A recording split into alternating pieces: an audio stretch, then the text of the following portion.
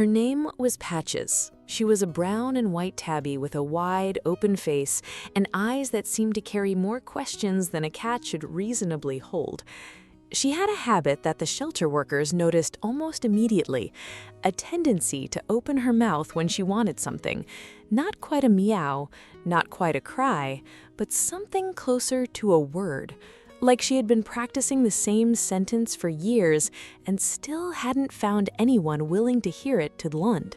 She was 2 years old when she was first adopted. A young couple on the east side of the city had seen her photo online and driven 40 minutes to meet her. They said she was perfect. They signed the papers that same afternoon and took her home in a cardboard carrier lined with a towel that smelled like laundry softener. Patches sat quietly the entire drive, watching the window.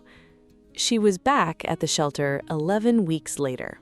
The couple said she was too demanding, too vocal. She would stand in doorways and make that sound, that almost word, until someone looked at her. They had jobs. They had a life that moved at a pace she didn't understand. They said they were sorry, and they seemed to mean it. The second family took her home in March. They had a child, a 6-year-old boy named Sam who had asked for a cat for his birthday and meant it with the kind of sincerity that only children manage. Patches slept at the foot of his bed on the first night. By the end of the first week, she had moved to the pillow beside his head. By the second week, she was following him room to room like something that had decided he was the most important thing in the building. His parents returned her in May. They said she was too attached, that she tracked Sam's every movement, that she sat outside the bathroom door and waited, that she positioned herself between him and the television and purred until he reached down and acknowledged her. They worried about the dynamic. They said they were sorry too. The words came easier each time. Patches was getting used to hearing them. The third family lasted 9 days. After that, the shelter workers stopped writing detailed notes in her file. There was not much left to record that the file didn't already show plainly enough. 3 adoptions, 3 returns. One cat who had, at some point between the second and third time, quietly learned to stop lifting her head when footsteps came down the hallway. That is the part of these stories nobody mentions. The animals who come back don't always break dramatically. Some of them go quiet in a particular way. Not grief exactly, but caution. Like they have made a private calculation and decided that hope costs more than they have left to spend on it. Patches stopped making that sound for a while. She sat in her kennel with her back to the door and her eyes on the wall, and she existed in the patient, reduced way of something that has learned to want very little. The staff gave her extra blankets. They sat with her on lunch breaks.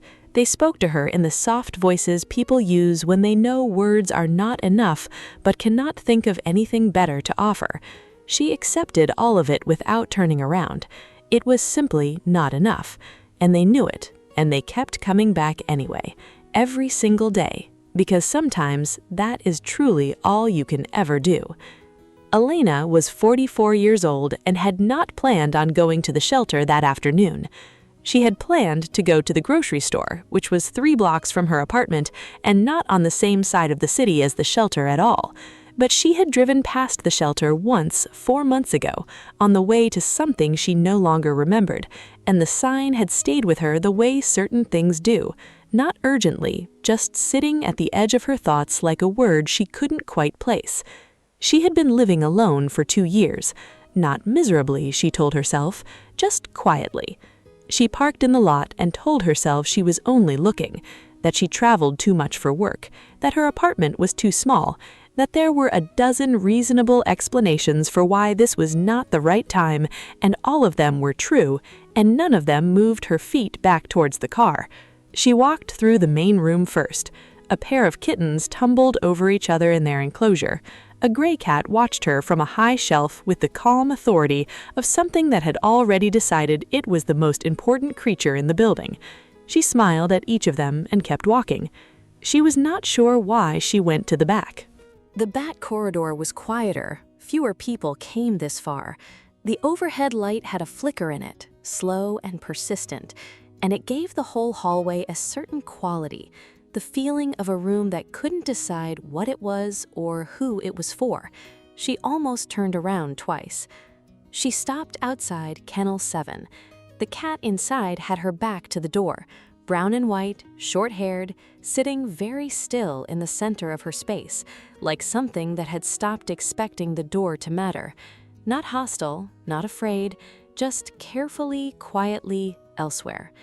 Elena stood at the wire door for a long time without saying anything. She couldn't have explained afterward what kept her there. There was nothing remarkable about the cat from behind. No gesture, no sound, nothing that should have held her in that flickering corridor while the rest of the world moved on without her.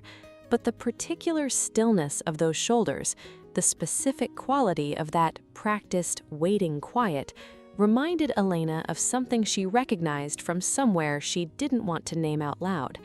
She knocked softly on the wire. Patches did not move. She knocked again, lighter, not asking for anything, just letting her know the door was there. And then, very slowly, Patches turned her head.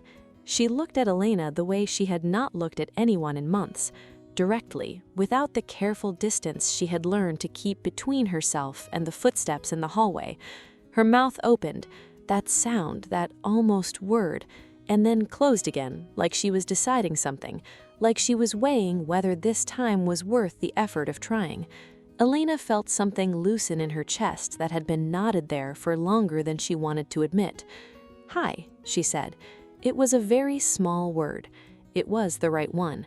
The shelter worker who came around the corner 2 minutes later found Elena sitting cross-legged on the floor with one hand pressed flat against the wire and Patches pressing her entire face against the other side of it, eyes closed, purring so loudly it filled the corridor. "She doesn't usually do that," the worker said quietly. Elena didn't look up. "I'll take her," she said. She did not ask how many times Patches had been returned. She did not ask what was wrong with her or whether this was a realistic decision or how long the adjustment would take. She simply recognized something in the face of a small cat who had stopped expecting anything and had pressed her forehead forward anyway. What happened in the months that followed, and what Patches did one January evening when Elena sat down on the kitchen floor without taking her coat off and didn't get up for a very long time, is a story about the kind of love that doesn't negotiate its terms. It doesn't wait to be sure. It doesn't ask whether you've been returned before. It just turns around, slowly, and opens its mouth and tries one more time. Subscribe so we never stop telling these stories. Do you think some animals stop hoping, or do they just learn to wait for someone patient enough to stay? Tell us in the comments below.